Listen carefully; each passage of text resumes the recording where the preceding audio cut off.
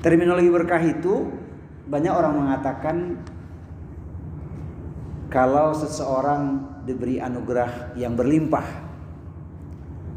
Contohnya rumah megah, mobil mewah, hektaran ladang dan sawah, investasi terus bertambah. Pendek kata semua serba indah dan wah. Sampai di sini hafal nggak Pak? Rumah megah, mobil mewah, hektaran ladang dan sawah, investasi terus bertambah. Pendek kata semua serba indah dan wah. Nggak usah dihafal. Tapi kalau Allah beri itu alhamdulillah. Dan itu tidak salah sepanjang diraih dengan cara yang dibenarkan menurut syariat agama. Kaya bertakwa itu nggak apa-apa, bagus daripada miskin sombong. Betul Pak? Maka Nabi mengatakan kita boleh ngiri pada dua golongan atau dua orang. Satu orang yang Allah anugerahi kekayaan, dermawan, kita boleh pengen seperti dia. Yang kedua, ngiri kepada ahli ilmu, kemudian kita bisa mengamalkan ilmunya, boleh. Cuman dua golongan ini yang kita boleh ngiri. Yang tak boleh itu kalau pengen pindah nikmat. Ya Allah, miskinkan dia, kayakan aku. Itu nggak boleh itu. Jadi punya niat jadi orang kaya itu sudah berpahala kalau tujuannya lillah. Itu sudah berpahala itu. Kalau niat saja tak punya, kata Bang Haji terlalu. Nah, bagaimana menurut konsep Islam yang dikatakan barokah itu? Walaupun kita sudah sering mendengarnya, pagi hari ini kita mengambil hikmah kembali karena momentum Ramadan itu syahrul mubarak. Itu gelar yang disematkan pada Ramadan, salah satu diantaranya Ramadan syahrul mubarak, bulan yang penuh keberkahan. Di luar Ramadan bukan tak berkah, tapi nilainya beda dengan bulan Ramadan. Nah, kita pengen dapat berkahnya itu dua sisi, dunia dan akhirat. Maka keberkahan atau barokah itu sesungguhnya adalah ziyadatul khair fi kulli syai'. Semakin bertambahnya kebaikan demi kebaikan pada seorang muslim. Pertama, akidahnya makin kuat. Tauhidnya lurus. Itu yang luar biasa. Yang kedua, ibadahnya istiqomah alias meningkat. Bulan Ramadan kita merasakan itu. Magnet suasana iman yang berbeda dibandingkan di luar Ramadan. Padahal kita tidur di bulan Ramadan itu bisa dihitung. Apalagi nanti 10 malam terakhir, puncak ketika kita berharap bisa meraih Lailatul Qadar. Dan yang ketiga, akhlaknya semakin memikat. Kalau bahasa saya, akidah kuat, ibadah meningkat, akhlak memikat. Tambahannya itu bonus. Kalau sudah bicara dengan rizki itu bonus itu. Tapi kita bisa mengusahakan agar diberkahi Allah secara material maupun non materi. Boleh. Kalau bicara rizki, masing-masing orang sudah Allah berikan ketentuan dan harus kita yakini. Hadis sahih riwayat Tirmidzi. Khalaqallahu kulla syai'in fakataba hayataha wa mautaha wa musibataha wa rizqaha. Bahwa segala sesuatu yang telah Allah ciptakan di muka bumi, Allah telah tuliskan 4 ketentuan: hidup, mati, musibah, rizki. Hidup tengah kita jalani, mati yang sebenarnya belum. Ketika kita istirahat tidur malam hari, kita tidak tahu mati yang sebenarnya atau tidak tahu kita. Tapi katakan belum mati. Tapi kalau kita sebelum tidur pasti baca doa kan? Bismillahirrahmanirrahim ahya wa amut. Kan begitu. Artinya waktu tidur kita mati, cuman kita tidak sadar. Itu relaksasi yang menyehatkan tidur itu. Masya Allah. Nah, yang keempat adalah rizki. Hidup, mati, musibah, rizki. Itu ketentuan Allah. Tapi kita punya kesempatan untuk mengikhtiarkan diri dengan syariat yang diajarkan oleh Rasulullah Sallallahu Alaihi Wasallam agar hidup kita ini berkah dunia akhirat. Setidaknya ada 7 kunci yang bisa kita terjemahkan dalam kehidupan agar hidup kita itu diberkahi Allah. Insyaallah saya ringkas tepat sampai waktu syuruk ya. Karena kita kalau tidak tunaikan sholat Isra rugi. Ini termasuk bahasan kita. Saudaraku sekalian, penduduk surga pecinta ilmu, jadi berkah dalam hidup itu pengen kita mendapatkan 3 poin yang tadi dulu. Akidah, ibadah, dan akhlak. Bagaimanakah Al-Quran memberikan pesan spiritual sekaligus sebagai pesan moral kepada kita agar dapat berkah? Yang pertama adalah menghambakan diri kepada Allah Subhanahu wa taala dengan cara bertaubat kepadanya. Jadi orang yang taubat itu dijamin diberkahi Allah. Banyak ayat-ayatnya. Saya nukilkan pertama Quran surat Al-Furqan, surat yang ke-25 ayat di nomor 70. Wahai ahli taubat, nikmati surat cinta Allah ini. Allah berfirman, A'udzubillahi samiil alimi minasyaitonir rajim. Illa man taba wa amana wa amila amalan solihan faulaika yubaddilullahu sayyiatihim hasanat wa kana Allahu ghafurur rahim. Kecuali orang-orang yang bertaubat, beriman kepada Allah, membuktikan dengan amal solih, maka tergantilah seluruh keburukannya menjadi kebaikan. Sesungguhnya Allah Maha Pengampun lagi Maha Penyayang. Satu ayat ini kita renungkan sudah dingin di hati. Alhamdulillah, asbab bertobat Allah rubah hidupnya menjadi jauh lebih baik. Asalkan taubatannya taubatan nasuha. Ini yang pertama. Yang kedua, Masya Allah, kalau kita baca Quran surat Nuh, surat yang ke-71 ayat 10, 11, 12. A'udzu billahi samiil alim minasyaitonir rajim. Fa qultu astaghfiru rabbakum innahu kana ghaffara. Berkata Nuh kepada umatnya, aku katakan pada kalian, mohonlah ampun kepada Rabb yang Maha Pengampun. Artinya bertobat pada Allah, dosa diampuni. Ayat yang ke-10, 11-nya, yursilis sama alaikum midrara. Niscaya akan diturunkan untukmu hujan lebat yang menyuburkan. Coba bayangkan kalau negeri kering kerontang ada hujan. Tapi Ustadz, kalau hujan kebanyakan banjir tuh. Ada apa banjir? Nah ini kita harus introspeksi. Barangkali ada hal yang salah yang dilakukan. Dampak dari curah hujan yang besar sehingga terjadi banjir. Ayat yang ke-12-nya tambahannya 4. Wa yumditkum bi amwalin wa banin wa yaj'alakum jannatin wa yaj'alakum anhara. Diberikan tambahan harta yang kedua. Yang ketiga anak keturunan, 4 kebun-kebun yang luas, 5 sungai-sungai yang mengalir. Bukankah 5 perkara ini yang kita butuhkan? Hujan, harta, anak keturunan, kebun, dan sungai-sungai. Masya Allah. Jadi ingat Pak, waktu merantau ke Jakarta, masih bujangan kan? Sebagian besar di antara kita, apa senjata yang kita bawa Pak? Kalau formilnya ijazah, tapi ridho orang tua ya dikaitkan dengan apa? Satu pesan. Kalau kau sudah yakin agar lebih berkah, menikahlah. Yang penting banyak-banyak istighfar. Jadi betul itu. Banyak istighfar, banyak rizki. Banyak anak pun banyak rizki. Tapi sekarang orang mengatakan apa? Banyak anak, banyak. Nah itu dia. Padahal banyak anak, banyak berkah itu. Nanti kita hubungkan ini. Jadi dengan asbab istighfar itu luar biasa.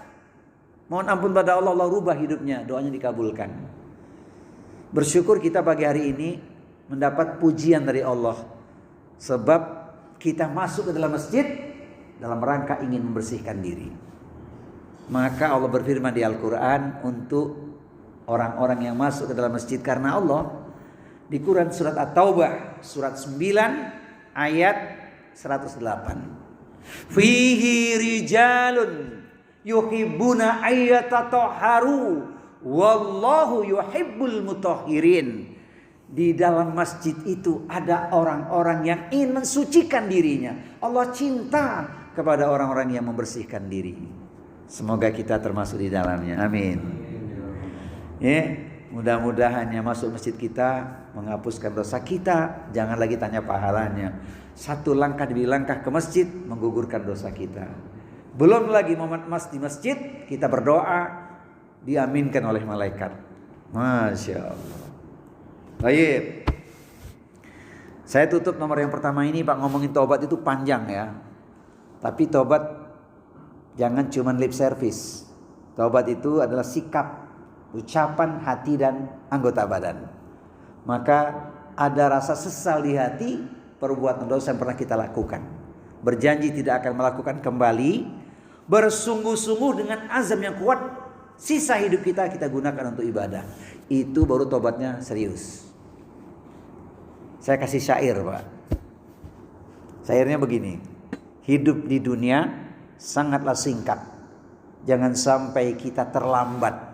Sekarang waktunya untuk bertaubat. Jangan tunggu hingga sekarat. Kiamat entah kapan Pak ya. Sekarat aja belum. Coba kalau ditunda taubat, masalah.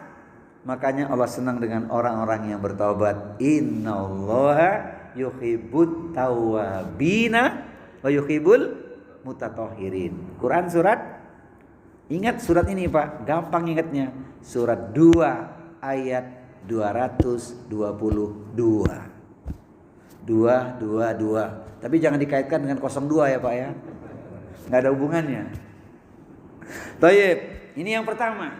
Yang kedua, supaya berkah hidup kita ini, buktikan kita sebagai insan yang bertakwa. Karena Allah sudah anugerahkan kepada kita nikmat terbesar, yaitu nikmat iman dan Islam. Orang yang puasa ini kan diseru karena beriman kan. Tujuannya takwa kan. Ya ayyuhalladzina amanu kutiba alaikumus syiyamu kama kutiba alal ladzina min qablikum la'alakum tattaqun. Gelar istimewa, puncak kenikmatan bagi orang yang takwa itu, dimuliakan, paling tinggi derajatnya di sisi Allah Subhanahu wa taala. Inna akramakum indallahi atqakum. Kita tidak masuk di tema anugerah bagi orang bertakwa. Kapan-kapan kita sampaikan secara khusus. Ada 10 anugerah untuk orang bertakwa itu. Saya kasih 2 sajalah. Karena kita bahasanya adalah ngomongin berkahnya. 1, orang yang takwa dijamin hidupnya mendapatkan solusi. Pasti ada jalan keluar. Wa may yattaqillaha yaj'alahu makhraja wa yarzuqhu min haitsu la yahtasib. Siapa orang yang bertakwa kepada Allah, niscaya akan diberikan kepadanya jalan keluar atau solusi, bahkan diberi rizki lewat arah yang tak disangka-sangka. Quran surat At-Talaq, surat yang ke-65 ayat 2 dan 3. Itu di dunia. Bagaimana di akhirat? Masya Allah. Di akhirat orang takwa mendapat warisan yang tak ada bandingan, yaitu warisannya surga. Tilkal jannatul lati nurisu min ibadina man kana taqiyya. Dan surga itu hanya kami wariskan bagi orang-orang yang bertakwa. Saya melihat pagi hari ini wajah-wajah takwanya. Amin ya rabbal alamin. Takwa benar Pak ya, jangan diartikan salah. Takwa takut sama yang tua, bukan. Ya, takutnya sama Allah, masya Allah, karena merasa diawasi oleh Allah Subhanahu wa taala. Tayyib. Jadi Allah janjikan bagi orang yang takwa, iman sudah dia miliki itu berkah. Quran surat Al-A'raf, surat yang ke-7 di ayat 96. Walau anna ahlal qura amanu wattaqau la fatahna alaihim barakati minas sama'i wal ardi walakin kadzdzabu fa akhadnahum bima kanu yaksibun. Sekiranya penduduk negeri itu beriman dan bertakwa, niscaya akan kami turunkan berkah dari langit dan bumi. Tetapi manusia mendustakan ayat-ayat Allah, maka kami timpakan azab kepada mereka yang tak lain atas perbuatan manusia sendiri. Coba Pak, gara-gara tidak bertakwa pada Allah, mendustakan ayat Allah, langsung ditimpakan azab itu. Maka ketika perbuatan buruk dilakukan seseorang, dampaknya tidak hanya menimpa dia, tapi meluas. Dampak perbuatan buruk seseorang menyekutukan Allah, diantaranya melakukan kerusakan, berarti tindak kezaliman, dampaknya meluas. Oleh karena itu kita harus hati-hati, jangan sampai kita jadi penyebabnya. Wattaqu fitnata la tusibanal ladzina dzalamu minkum khassah wa'lamu annallaha syadidul iqab. Dan takutlah kalian ketika musibah ditimpakan, tidak hanya menimpa kepada orang-orang yang zalim saja, tapi bisa menimpa secara keseluruhan. Jadi kuncinya takwa. Berkah Allah akan turunkan. Saya kasih intermezzo sedikit Pak, biar nggak ngantuk ya.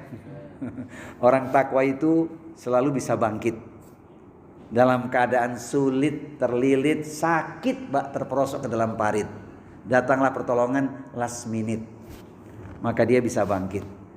Seolah-olah tidak ada jalan keluar, Allah berikan kepada dia pertolongan. Itu di dunia. Pernah merasakan ya Pak ya?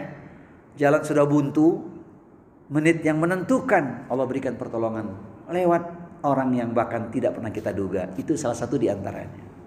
Makanya selagi kita punya kesempatan, ukir itu ketakwaan dengan cara mentaati apa yang telah Allah perintahkan, meninggalkan larangannya, beribadah dengan ilmu, dan hanya mengharapkan keridhaan Allah Subhanahu wa taala. Jadi orang takwa itu hidupnya pasti bahagia. Amin. Kalau kurang ada pertanyaan, barangkali kita pun kurang ketakwaan. Ya, mudah-mudahan kita semua termasuk golongan ahli takwa. Amin ya robbal alamin. Yang kedua, masih 5 nih Pak. Saya ringkas nih ya, baru 2. Yang ketiga, Masya Allah, berbahagialah bagi orang yang punya kesempatan berbakti pada orang tuanya. Yang masih punya orang tua Pak, tapi saya melihat sebagian sudah yatim piatu ini. Termasuk saya ya. Saya juga. Termasuk Pak ya, Masya Allah. Padahal tahun lalu masih bersama ibu ya, bulan puasa Ramadan lezat, tapi Allah kehendaki, Allah tentukan beberapa bulan yang lalu berpulang ke rahmatullah. Ini kalau masih punya orang tua, khususnya anak-anak ini, jangan sampai lepas bakti kepada orang tua. Disitulah kunci berkahnya. Hari ini Bapak Ibu sekalian, kita bisa menggenggam anugerah Allah itu karena doa orang tua. Orang tua tuh gak minta macam-macam. Sayang banyak anak yang kurang peduli pada orang tuanya. Tidak sedikit kalau anak kaya, orang tua jadi pembantu. Anak jadi raja, orang tua jadi pembantu. Tapi orang tuanya kaya, anak jadi raja benar. Masya Allah. Padahal orang tua itu saatnya kita senangkan. Jangan kita sibukkan dengan beban. Contohnya karena banyak cucu, orang tuanya sibuk mengurusi cucunya. Ya Allah Karim, mestinya diberikan ruang tuh orang tua kita bisa tetap menikmati jamuan taklim gitu ya. Siapkan untuk itu. Sebab kita nggak mampu membalas jasa orang tua itu. Ini yang masih punya orang tua.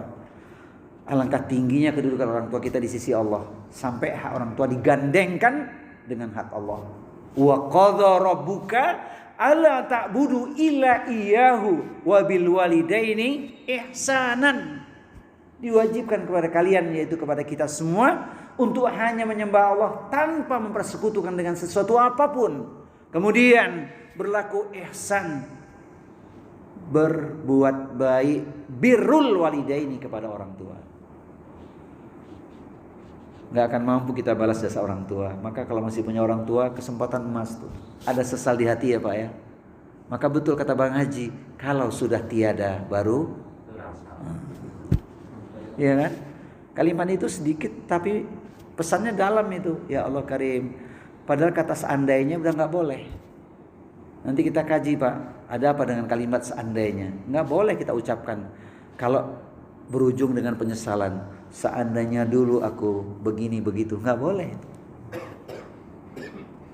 Tapi orang sering sadar di belakang.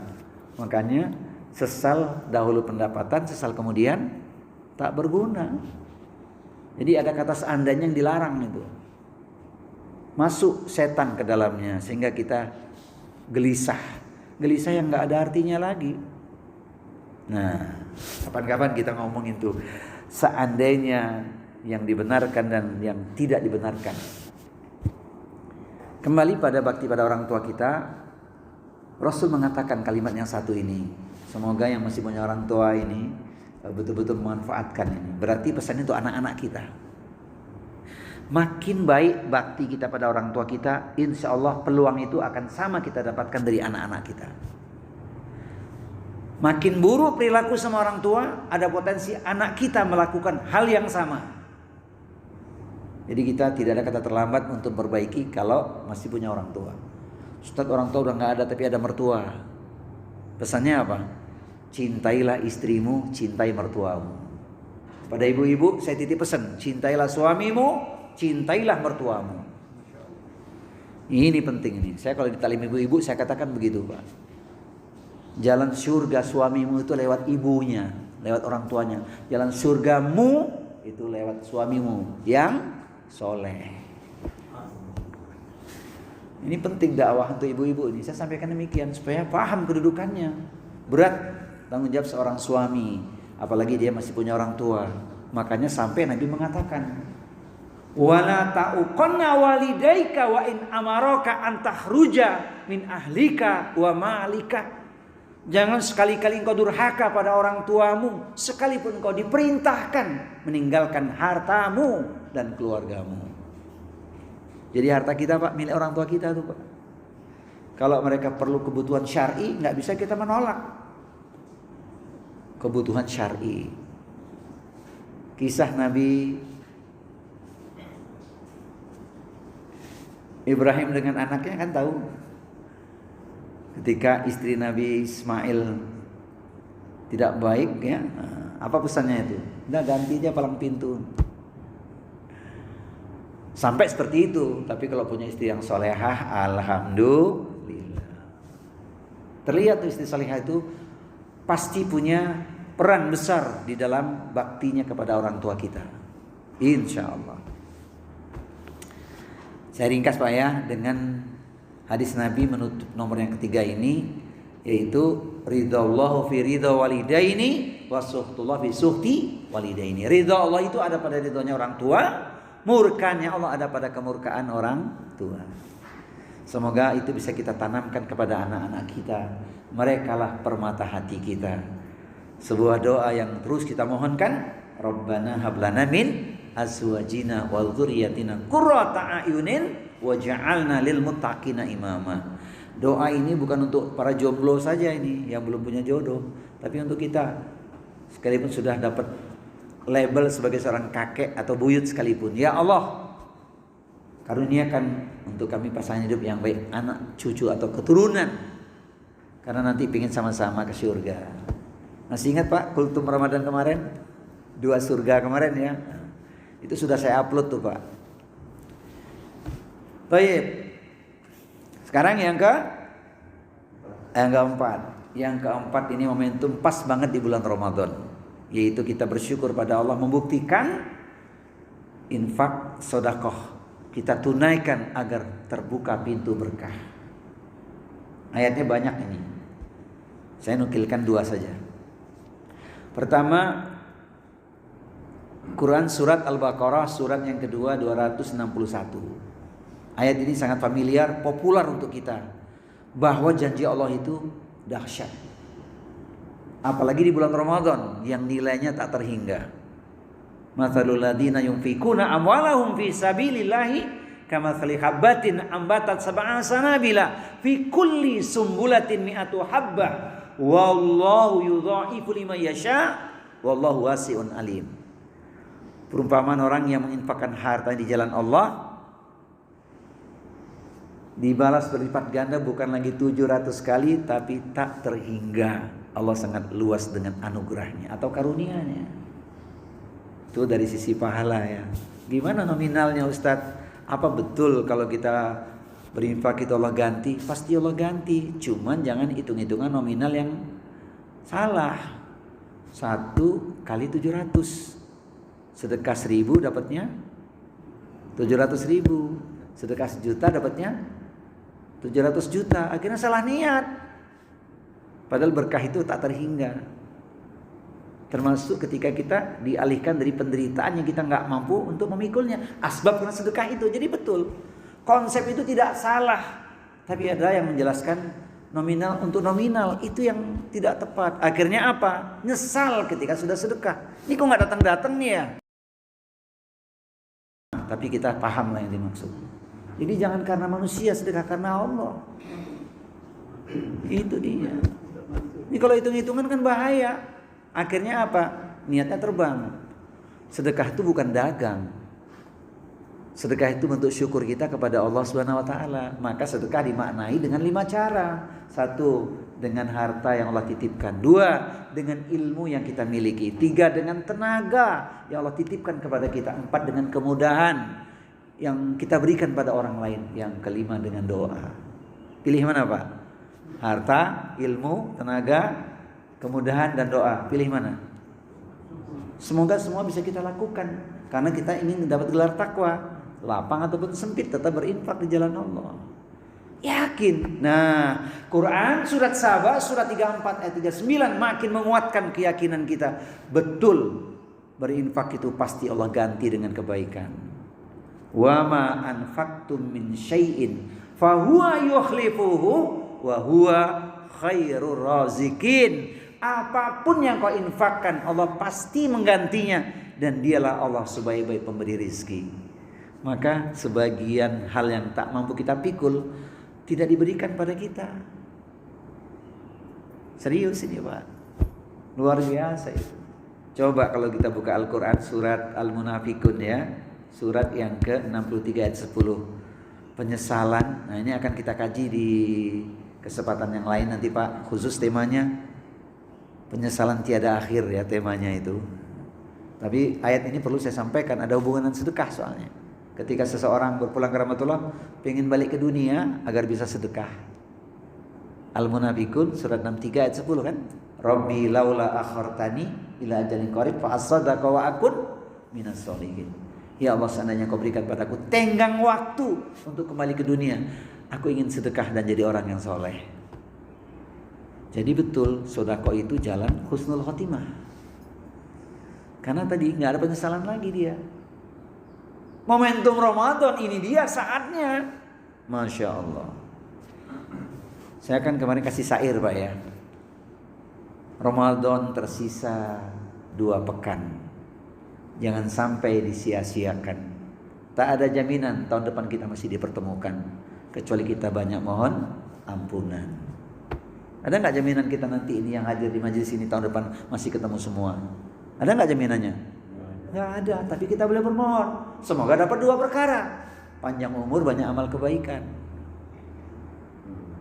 Seorang nenek usia 92 tahun sehat gitu ya, Masya Allah. Seorang kakek 95 tahun, apalagi ngomongnya orang ini bapak luar biasa ini 95 tahun Pak.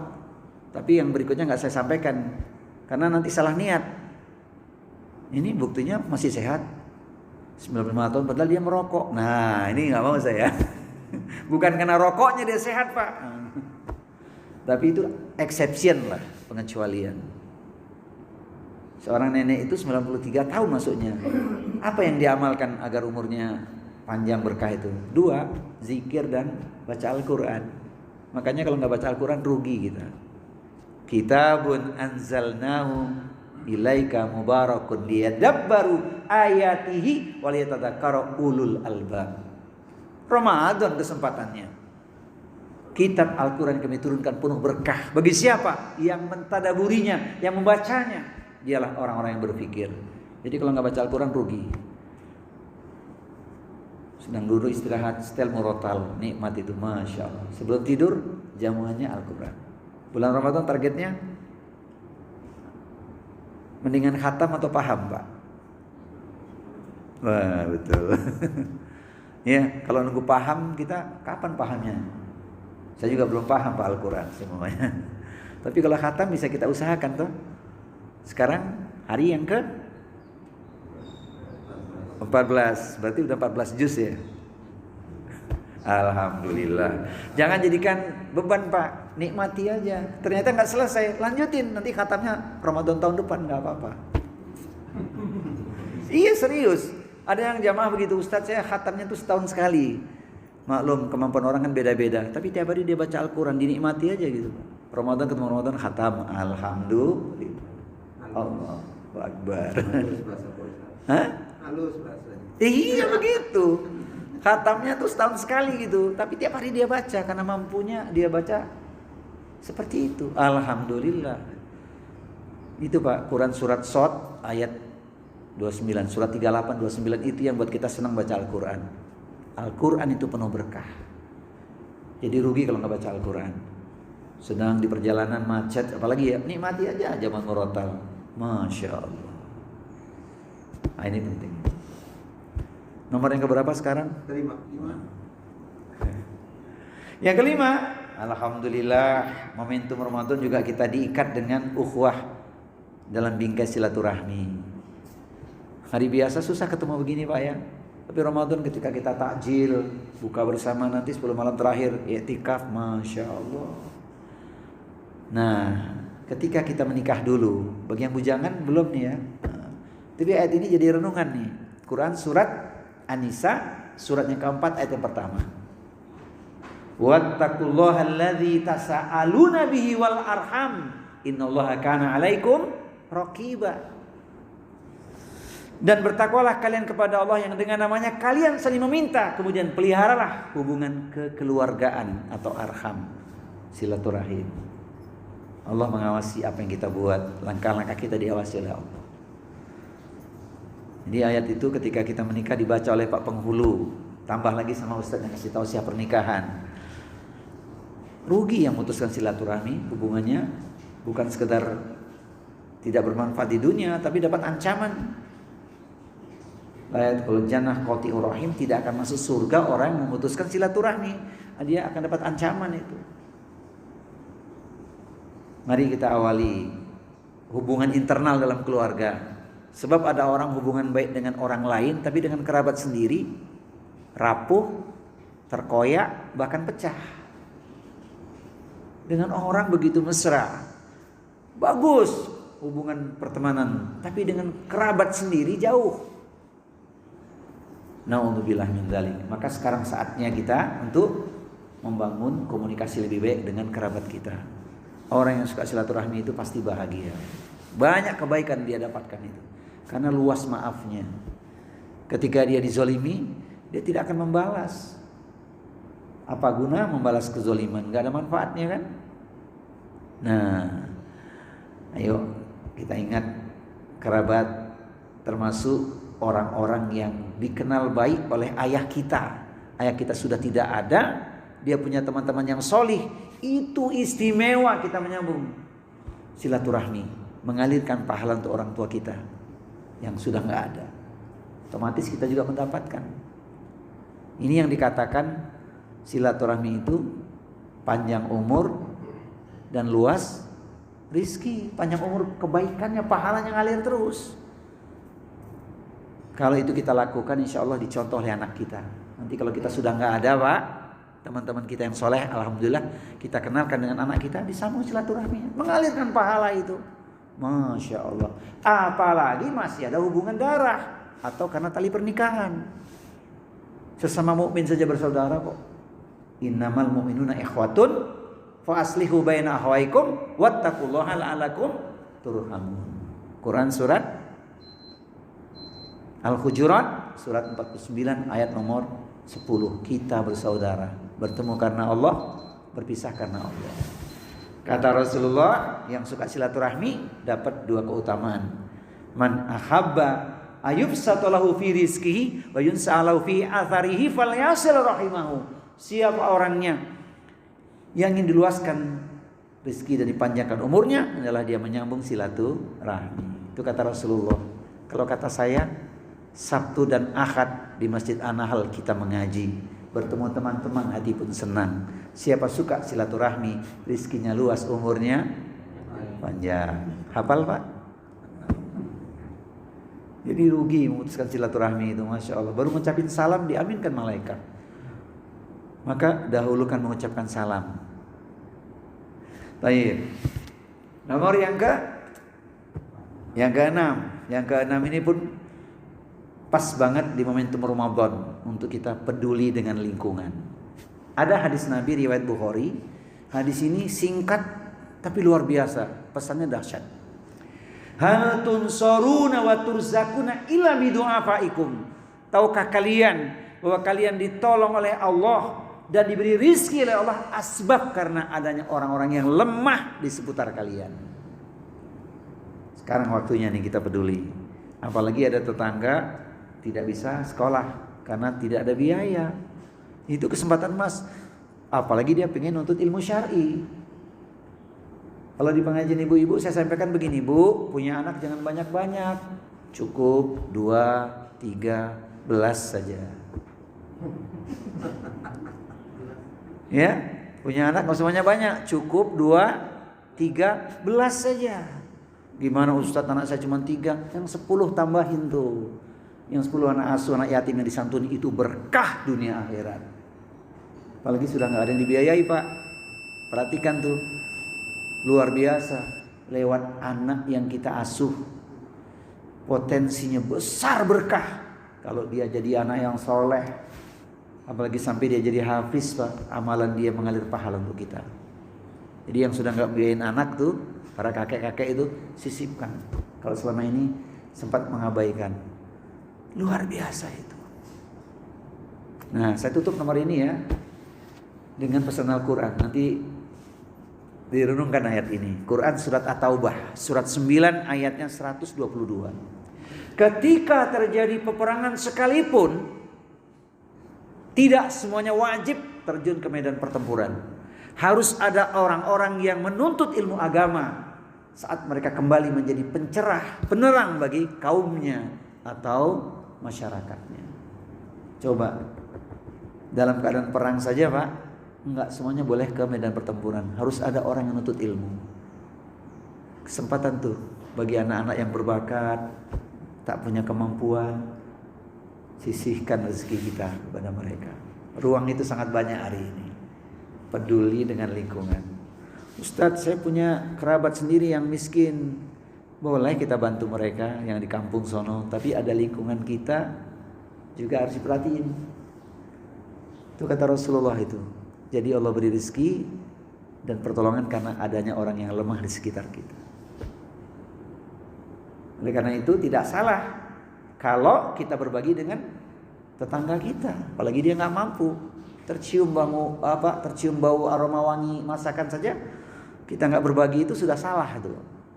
Makanya ibu-ibu diamalin tuh, masak kuahnya dibanyakin, dikasih tetangga. Kuah dan isinya Pak ya, bukan kuahnya saja. Masya Allah. Itu karena mengamalkan hadis Nabi.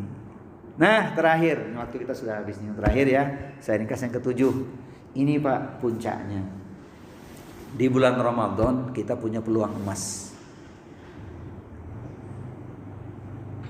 Di luar Ramadan saja kesempatan istimewa, apalagi di bulan Ramadan, yaitu memperbanyak doa. Saya sempat sampaikan kemarin di kultum sedikit, tapi tidak saya luaskan karena terbatasnya waktu. Maksimal 10 menit kultumnya. Yaitu momentum berdoa di bulan Ramadan ini sangat panjang. Ketika azan subuh berkumandang, itu awal kita masuk puasa. Saat itulah kita berdoa sampai nanti kumandang azan maghrib. Coba durasinya berapa lama tuh Pak? Setiap ingat berdoa, setiap ingat berdoa. Zikir itu termasuk doa juga. Maka ada 2 kalimat yang kata Nabi, timbangannya berat tuh. Kalimatani habibatani ila rahman, tsaqilatani fil mizan. Subhanallah wa bihamdihi, subhanallahil azim. Itu kita puji Allah tapi mengandung selaksa makna itu. 2 kalimat ringan diucapkan, berat dalam timbangan. Maha suci Allah yang dengan namanya aku memujinya, Maha suci Allah yang maha agung. Baru kita mohon pada Allah. Banyak berdoa, kesempatan emas.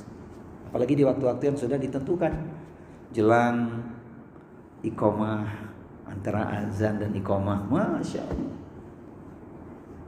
Termasuk puncaknya Pak, ini bisa kita terapkan dengan keluarga jelang azan maghrib berkumandang. Pastikan seluruh anggota keluarga fokus untuk berdoa. Sebab kita tidak tahu kapan tepatnya doa kita dikabulkan, tapi itu waktu yang luar biasa. Beberapa menit sebelum azan berkumandang, anak, istri gitu ya, sampaikan ya, kesempatan berdoa, fokus, jangan di dapur saja sampai azan berkumandang lewat waktunya. 5 menit, 7 menit berdoa mohon pada Allah. Doa yang terindah yang kita butuhkan karena kita banyak hajatnya. Maka Nabi mengatakan, salasatun la turadu da'watuhum as-shaimu hatta yuftira wal imamul adil wa da'watul mazlum. Ada 3 orang yang doanya tidak tertolak, tidak ditolak oleh Allah, dikabulkan doanya. 1, orang yang puasa sampai dia berbuka. Yang kedua, pemimpin yang adil. Dan yang ketiga, doa orang yang teraniaya atau doa orang yang terzolimi. Nah, kita punya porsi di bulan Ramadan Pak, manfaatkan sebaik-baiknya. Doa untuk diri, keluarga, kaum muslimin, bahkan untuk negeri kita, supaya Allah berikan perlindungan, pertolongan dan kemudahan.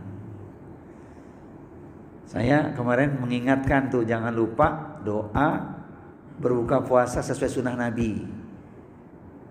Penting, doa Nabi itu singkat, tepat, memikat manfaat. Print, tempel di samping meja makan, sehingga pastikan seluruh anggota keluarga baca doa ini. Dhahabat dhama'u wa batallatil 'uruqu wa thabatal ajru insyaallah. Baru Allahumma laka sumtu wa bika amantu wa ala rizqika aftartu bi rahmatika ya arhamar rahimin. Kalau yang kedua ini doanya ulama Pak, alias doa turun temurun. Sejak dulu yang dibacakan itu. Tapi doa Nabi, zahabat dhama'u wa batallatil 'uruqu wa thabatal ajru insyaallah. Googling saja, doa berbuka puasa sesuai sunnah Nabi, itu yang keluar. Doa itu luar biasa. Telah hilang rasa haus, telah basah urat-urat, semoga pahalanya ditetapkan oleh Allah. Yang mahal itu pahalanya. Masya Allah. Nah, inilah bahasan kita pagi hari ini. Dengan terbatasnya waktu ya, insya Allah 7 kunci kita amalkan di bulan Ramadan. Kita lanjutkan pasca Ramadan. 1, menghambakan diri kepada Allah dengan cara bertobat kepada Allah, taubatan nasuha. Semaksimal mungkin taubat kita buktikan. Yang kedua, mengukir iman dan takwa. Buktikan kita orang yang bertakwa. Yang ketiga, berbakti kepada orang tua. Bakti kita pada orang tua kita melahirkan berkah. Surga terdekat adalah ridhonya orang tua. Kemudian yang keempat, berinfak di jalan Allah. Ini dia kesempatan emas di bulan Ramadan. Yang kelima, merajut membangun silaturahmi internal, eksternal, bahkan ukhuwah Islamiyah. Kemudian yang keenam, peduli dengan lingkungan, orang-orang yang punya keterbatasan. Saatnya kita memberi peran, saatnya kita tunaikan, saatnya kita berbagi. Dan yang ketujuh, memperbanyak doa. Gimana Pak? 7 ini prakteknya ringan, enteng, gampang atau mudah? Insya Allah. Semoga Allah mudahkan.